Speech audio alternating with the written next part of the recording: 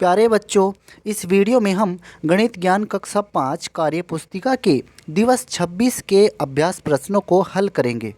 सबसे पहला हमारा प्रश्न है, दिए गए चित्रों के अनुसार बॉक्स में भिन्न लिखिए। यहाँ पर आपको चित्रों के हिसाब से बॉक्स में भिन्न लिखनी है। तो सबसे पहले चित्र में आपको क्या दिखाई पड़ रहा है? आधे भाग में कलर हो रहा है और आधा भाग खाली है। तो यानी कि आधे को हम लिखेंगे 1/2। ऐसे ही इसमें देखिए, यहाँ पर इस बॉक्स के 4 भाग हो रहे हैं।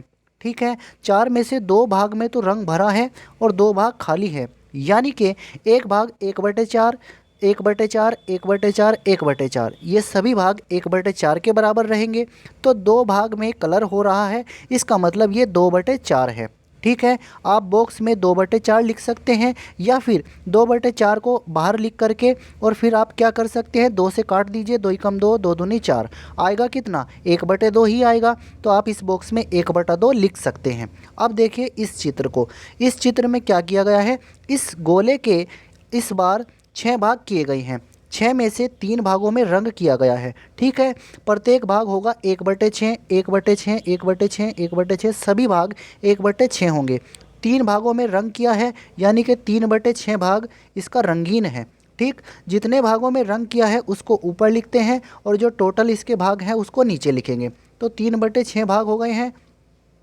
तो 3 भागों में यहाँ पर रंग किया गया है, तो आप इसको काट दीजिए। 3 एकम 3, 3 दूनी 6, तो 1/2 आ जाएगा। तो 1/2 आप यहाँ पर लिख देंगे। अब देखते हैं हम इस चित्र को। यहाँ पर क्या किया गया है, इस गोले के इस बार यहाँ पर 8 भाग किए गए हैं। 8 में से 4 भागों में रंग किया गया है, यानी कि 4/8 भाग में रंग है। अब 4 से काट दीजिए। 4 एकम 4, 4 दूनी 8, इसमें भी क्या आएगा? 1/2 ही आ जाएगा। तो इस तरह से हमने चित्रों के हिसाब से भिन्न तो लिख दी है। अब आपको क्या करना है, इसमें नीचे दिए गए इन प्रश्नों के उत्तर भी देने हैं। क्या दिए गए चित्रों के छायांकित भाग एक समान हैं? हाँ, ये सभी भाग एक समान हैं। क्यों? क्योंकि सभी गोलों में आधे भागों को रंगीन किया गया है और आधे भाग खाली हैं। अतः 1/4 बराबर 2/4 बराबर 3/6 बराबर 4/8, इन चारों भिन्नों को हमने लिखा यहाँ पर, ये सभी बराबर है। तो हम ऐसी भिन्नों को समतुल्य भिन्न कहते हैं। ये बात आपको याद रखनी है, ऐसी भिन्नों को समतुल्य भिन्न कहते हैं।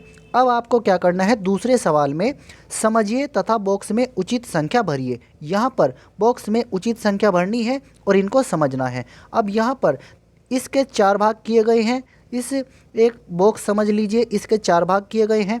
तो इसमें से 3 भाग को रंगीन किया गया है, यानी कि 3/4 भाग हो गए। अब इसमें देखिए, इसमें से यहाँ पर इन 8 भागों में से आपको कितने भाग दिखाई दे रहे हैं? 1, 2, 3, 4, 5, 6, 6 रंगीन भाग दिखाई दे रहे हैं। और यहाँ पर आप लाइन खींच दीजिए तो ये हो जाते हैं 8। ठीक है, 8 में से 6 भागों को रंगीन किया गया है, तो 6 ऊपर लिखेंगे और टोटल कितने भाग हैं? ये 8 भाग हैं। तो आप लिखेंगे 6/8। अब इसमें देखिए, ये टोटल भाग कितने हैं? ये टोटल भाग जो है हमारे, ये 16 भाग हैं। अगर आप इनको यहाँ से लाइन खींच दीजिए, ठीक है, टोटल भाग ये 16 बन जाएंगे। और 16 भागों में से 12 भागों को रंगीन किया गया है, तो 12 ऊपर लिखना है और 16 नीचे लिखना है, यानी कि 12/16 ये हो जाएगा। तो इस तरह से आप इन चित्रों को देख करके उचित भिन्न इसमें लिख सकते हैं। अब देखते हैं हम अपने तीसरे प्रश्न को। देवांग ने एक पिज्जे के 8 समान टुकड़े में से 3 टुकड़े खाए। 8 समान टुकड़ों में से 3 टुकड़े खाए, यानी कि कितना खाया होगा?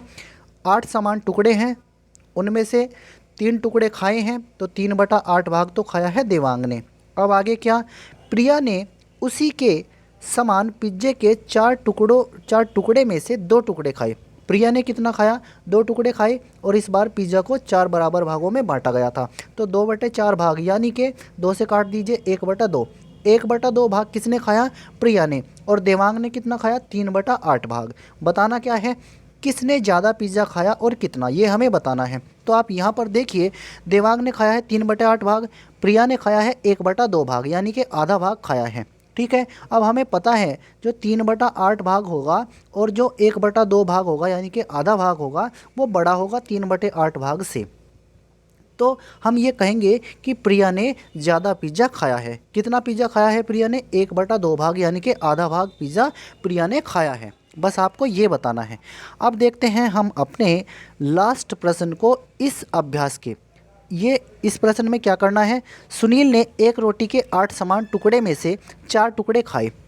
सेजल ने वैसी ही दूसरी रोटी के 6 समान टुकड़ों में से 3 टुकड़े खाए।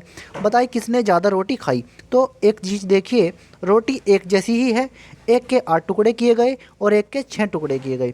8 में से उसने खाए हैं 4, यानी आधे टुकड़े खाए हैं, यानी कि 4/8 भाग बनेगा, यानी कि 4 से काट दीजिए 1/2 आ जाएगा, तो यानी आधा भाग खाया है सुनील ने। ठीक वैसे ही सेजल ने भी 6 समान टुकड़ों में से 3 टुकड़े खाए, यानी उसने भी आधे खाए, तो 3/6 भाग बनेगा, यानी इसको काट दीजिए, 3 दूनी 6, तो इसका भी 1/2 भाग बनेगा। तो यहाँ पर हम क्या देखते हैं, दोनों ने समान भाग खाया है, यानी आधा आधा भाग ही दोनों ने खाया है। तो हम ये कहेंगे कि दोनों ने बराबर रोटी खाई है, किसी ने कम या ज़्यादा नहीं खाई है, दोनों ने बराबर रोटी खाई है। तो इस तरह से प्यारे बच्चों, इस वीडियो में हमने दिवस 26 के अभ्यास प्रश्नों को हल किया है। आप इस वीडियो को लाइक कीजिए, शेयर कीजिए। धन्यवाद प्यारे बच्चों।